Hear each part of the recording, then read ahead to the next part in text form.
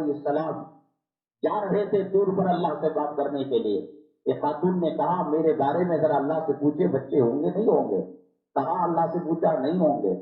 تو اللہ تبارک تعالیٰ جو اطلاع دی وہ اطلاع موسیٰ علیہ السلام نے عورت کو دے دی. کچھ دنوں کے بعد گزرے تو دیکھا کچھ مدت کے بعد 4 بچوں کی ماں ہے. وہ 4 بچوں کی ماں ہے. موسیٰ علیہ السلام نے کہا اللہ نے لوح محفوظ اور تقدیر میں لکھا تیرے بچے نہیں ہوں گے. وہ کون سا کام جو تو نے کیا لوح محفوظ اور تقدیر الہی کے اندر رد بدل ہو گیا, کینسل ہو گیا. صدقہ اتنا پاورفل ہے, اللہ کی لکھی ہوئی تقدیر پر بھی وہ غالب آ جاتا ہے. تو حضرت موسیٰ علیہ السلام نے کہا کیا کیا؟ کہا کہ ایک مرتبہ میں گھر میں ناشتہ روٹی کھا رہی تھی, ایک فقیر آیا اور اس نے کہا بابا اللہ کے نام پر دے دو.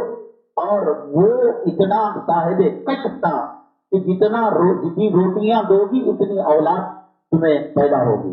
4 روٹیاں دی اور 4 بچے پیدا ہو گئے. صدقہ خیرات تقدیر پر غالب, اللہ کے فیصلوں پر غالب. اللہ تعالیٰ مختار کل تقدیر کو بدل سکتا ہے, فیصلوں کو بدل سکتا ہے.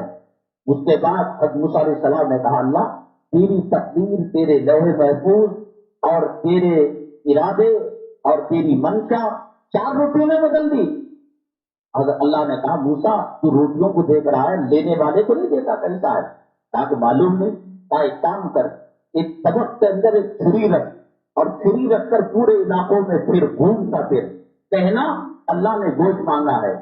تو سب نے انکار کر دیا, نہیں ہم اللہ سے محبت کرتے ہیں مگر اپنے جسم کو کاٹ نہیں سکتے. وہ فقیر بابا کے پاس موسیٰ علیہ السلام گئے, کیا اللہ نے منہ کا مانگا ہے, یہاں کلہ کاٹ کر دے دیا. ہاتھ کا مانگا ہے, انگلی کاٹ کر دے دیا. پاؤں کا مانگا ہے, پنڈلی کاٹ کر دے دی. سر کا مانگا, پیٹھ کا مانگا ہے, وہاں سے کچھ دے دیا. تو کہا اے موسیٰ بات سمجھ میں آئی کہ وہ کتنا تیرا عاشق, اللہ کا عاشق ہے, مقبول و مستجاب بندہ ہے. موسیٰ تم بھی تو یہ کام کر سکتے تھے, وہ تم بھی تو دے سکتے تھے. تو پورے علاقے کے اندر میرے اتنے قریب تھا کہ 4 روٹیوں کی وجہ سے میں نے اس عورت کی تقدیر کو بدل دیا.